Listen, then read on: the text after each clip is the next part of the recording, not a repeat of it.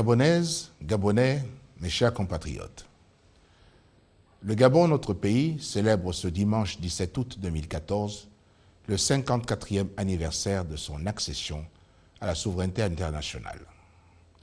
Cette célébration, que nous voulons digne et profonde, m'offre l'opportunité de m'adresser à vous pour souhaiter à chacun une bonne fête de l'indépendance, mais aussi pour vous parler à nouveau du Gabon, notre héritage commun. Je voudrais donc, avant toute chose, saluer la mémoire de tous ceux qui, célèbres ou anonymes, ont contribué à matérialiser notre projet d'indépendance.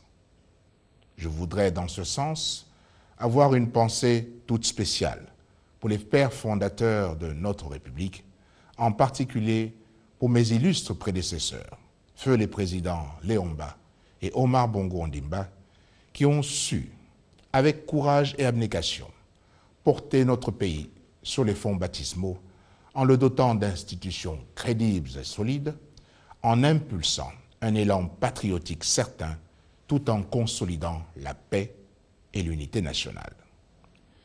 Ils ont, à leur manière, écrit des pages entières de notre histoire commune.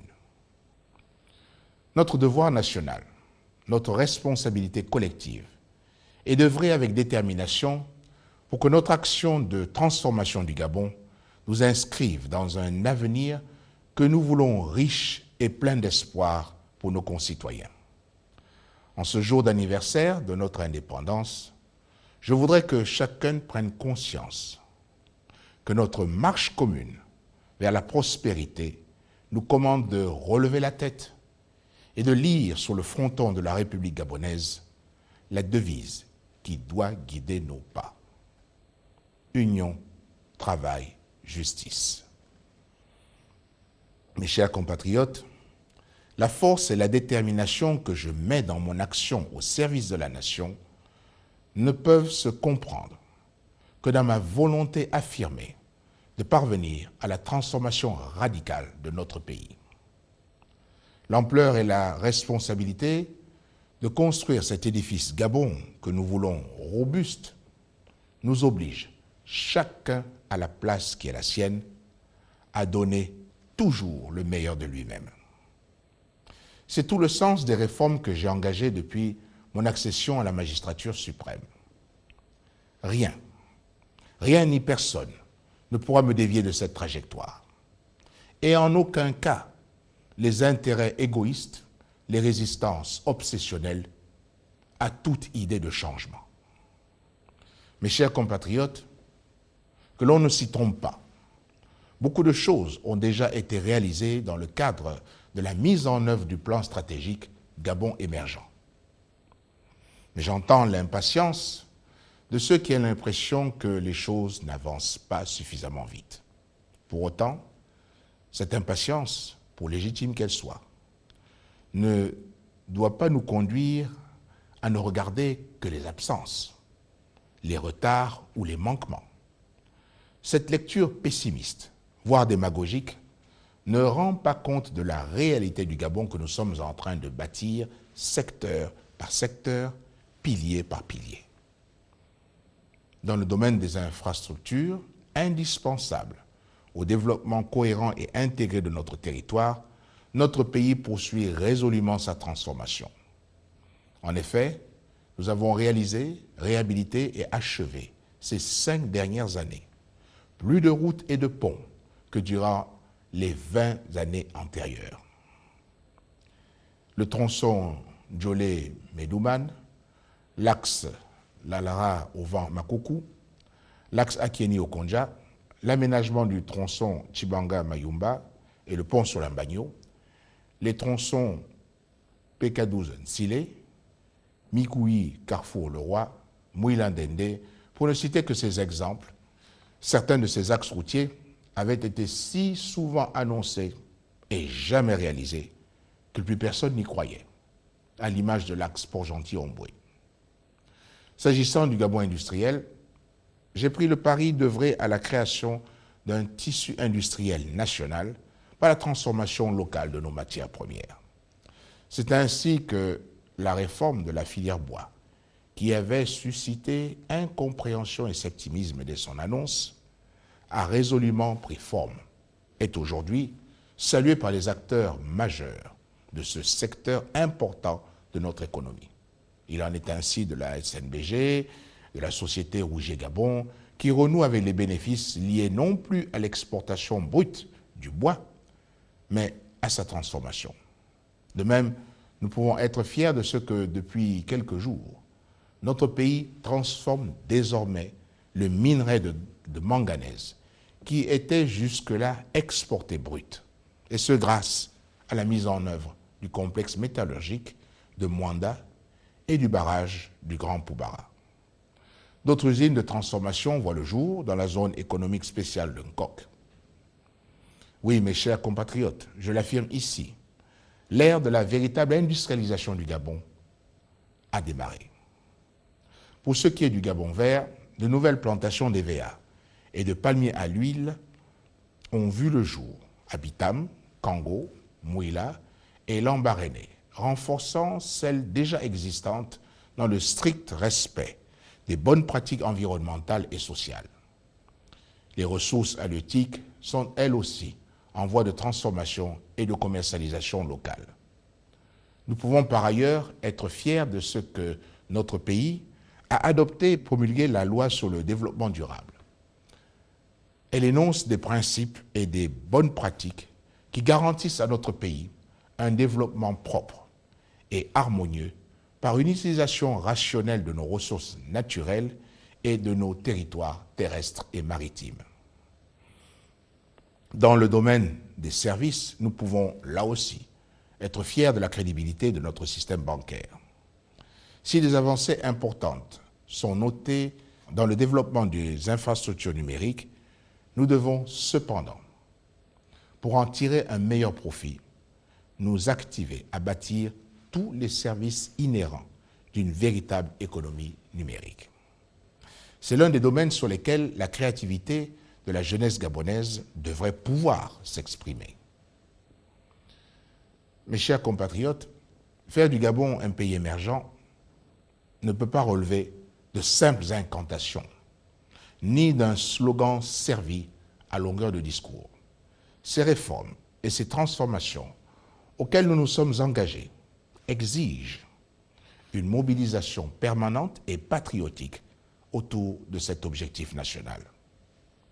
Plus qu'un vœu, il s'agit d'une nécessité, d'un devoir dans un monde en perpétuelle mutation où les pays les plus faibles seront à la remorque des autres nations.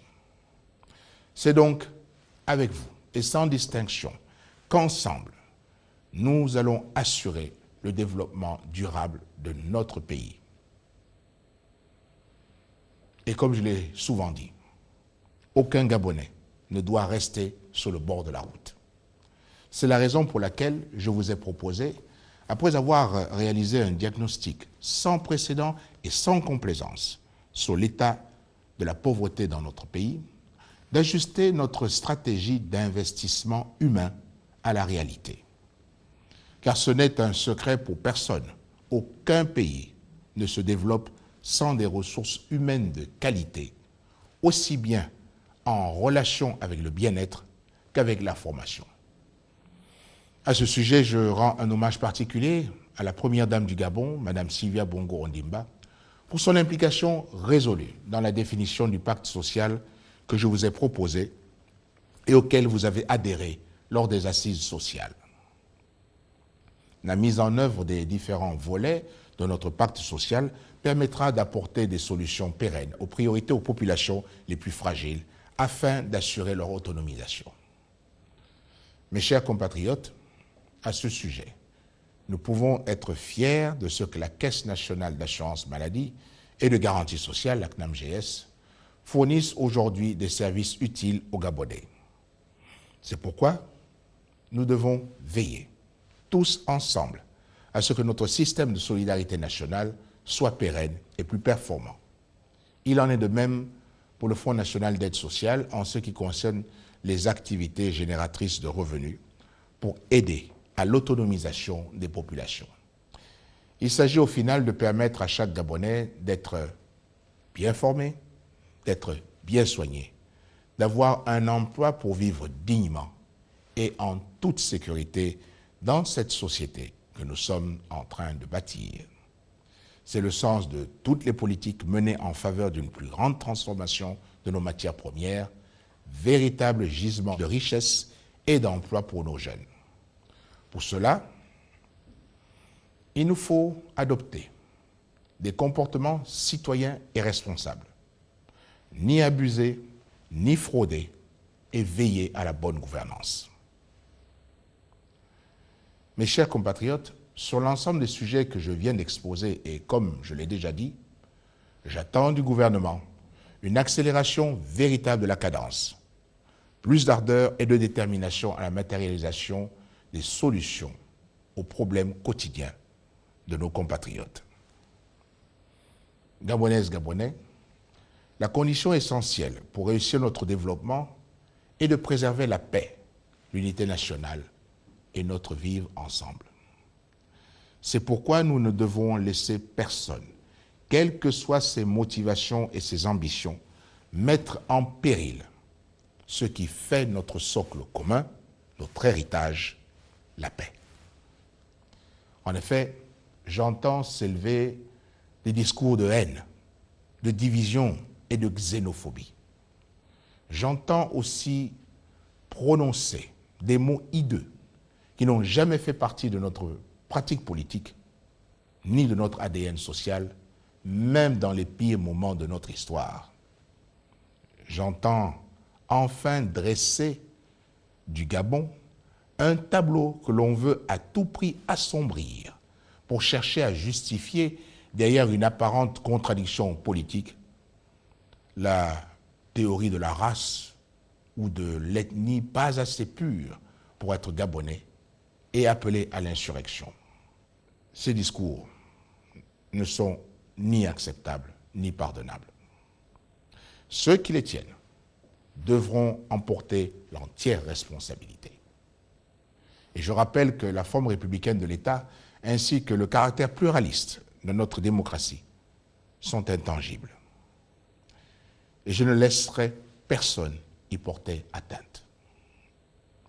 Gabonaises, Gabonais, mes chers compatriotes, ayons foi en notre pays. Ayons foi en nos capacités à transformer notre environnement pour une prospérité qui se partage dans la justice et l'équité. Mes chers compatriotes, comme le rappelle notre hymne national, continuons à œuvrer, tous unis, pour que notre pays, notre Gabon, soit aux yeux du monde et des nations amies, ce Gabon immortel qui reste digne d'envie. Je vous souhaite une bonne fête de l'indépendance. Vive la République et que Dieu bénisse le Gabon.